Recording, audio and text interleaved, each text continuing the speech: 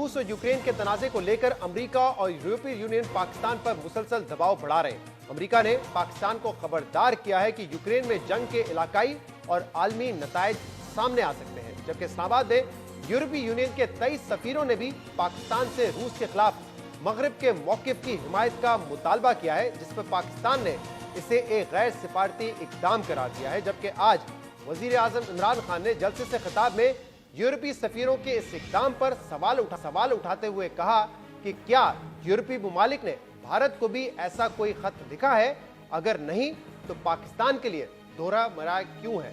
European union के ambassador ने खत लिखा पाकिस्तान को कि आप रूस के खिलाफ उसके मुखालिफ स्टेटमेंट दें, उसके खिलाफ वोट दें। मैं ये यूरोपियन यूनियन के एम्बेसडर से पूछता हूं कि क्या आपने हिंदुस्तान को भी ये खत लिखा था? ये वो पाकिस्तान था जो वॉर ऑन टेरर थी, हमने उनका साथ दिया।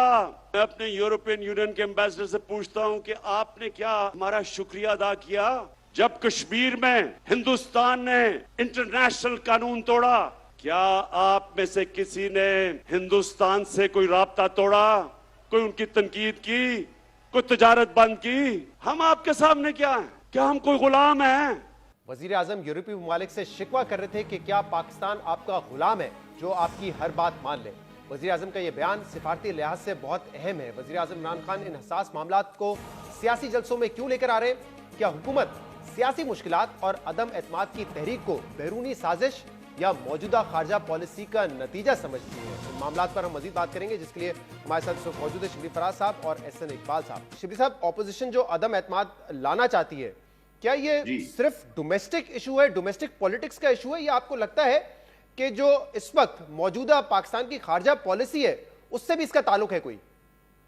देखें, हमेशा आप किसी भी मुख्तलिफ इंग्रेडिएंट्स होते हैं, लेकिन बुनियादी तौर पे जो अपोजिशन जमातें हैं, जिसमें के खास तौर पे पीपल्स पार्टी की लीडरशिप जरदारी, नवाज शरीफ और ये मौलाना फजल रहमान, इनका ये आलाकार रहे हैं हमेशा बैरूनी इंटरेस्ट को देखने के लिए, क्योंकि इनकी जो जायदादें हैं, इनके जो एसेट्स हैं, इनके जो मफादात हैं, वो उन बाहर के मुल्कों में है। ये एक सिर्फ इमरान खान है जिसकी के बाहर ना जायदादें हैं ना अकाउंट्स हैं, इसलिए वो मुल्क की मफाद में फैसले ले रहा है। और ये मतलब नहीं है कि हम हरे के साथ दुश्मनी, जिस तरह प्राइम मिनिस्टर ने कहा, हम हरे के साथ दोस्ती चाहते हैं, लेकिन हम एक सॉवरेन स्टेट की हैसियत से हम वो फैसले करेंगे जिसमें के मुल्क के मफादात जुड़े हुए हो, न कि हमारे इंफरादी या डर खौफ में, जो कि लेकिन जब आपकी आज एक तो इमरान खान साहब ने बड़ी तनकीद की वेस्ट पे, ये भी कहा, ड्रोन अटैक्स के हवाले से बात की और कहा कि मेरी हुकूमत पे कोई ड्रोन अटैक नहीं होगा, और अगर हुआ तो एयरफोर्स को कहूंगा कि गिरा दे। इस पर कोई ऐसा मामला नहीं है, जंग अफगानिस्तान में खत्म हो चुकी है, कोई ड्रोन अटैक्स नहीं हो रहे, कोई यहाँ पे बेसिस नहीं है, तो वो तो हो ही नहीं सकता। तो इस वक्त वो क्यों इस इशू को रेज कर रहे हैं?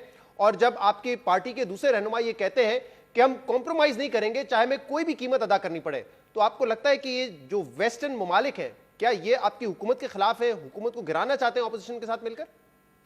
नहीं जी, देखें, बात ये है कि हमने तो अपने मुल्क को देखना है। हमने हमारी जो फॉरेन पॉलिसी की जो हमने पॉलिसी स्टेटमेंट दी है, वो यही है कि हम सबके साथ दोस्ती चाहते हैं, लेकिन उसके साथ साथ ये भी है कि हमारे लिए जो सबसे ज्यादा मुकद्दम है वो हमारे मुल्क के नेशनल इंटरेस्ट है।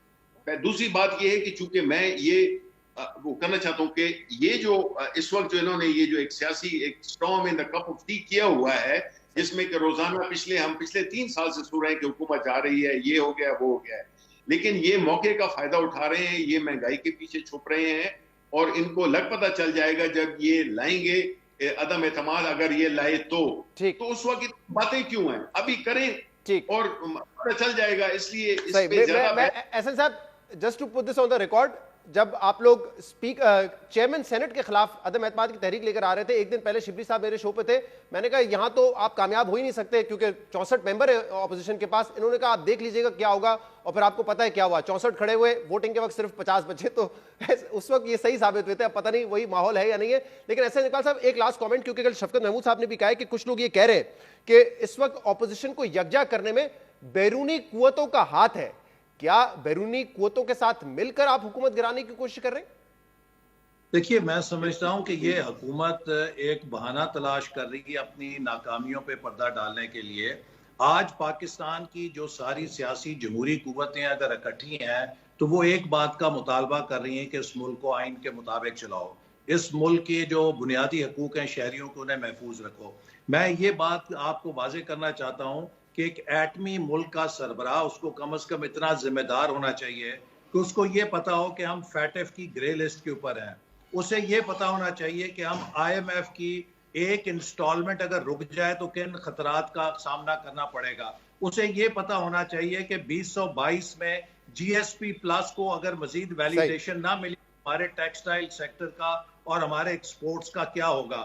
جو خارجہ پالیسی ہے یہ بہت تدبر کے ساتھ، یہ بہت فراست کے ساتھ چلائی جاتی ہے، یہ جلسوں میں بڑکے مار کے نہیں چلائی جاتی۔ اگر آپ اپنی حکومت کی گرتی ہوئی ساکھ کو ملک کے مفادات سے کھیل کر بچانا چاہتے ہیں تو میں سمجھتا ہوں کہ یہ پاکستان کے ساتھ دوستی نہیں بدترین دشمنی ہے جو عمران خان کر رہے ہیں۔ بہت بہت شکریہ شبلی فراز صاحب، اور ایس این اقمار ساتھ شو پر موجود تھے۔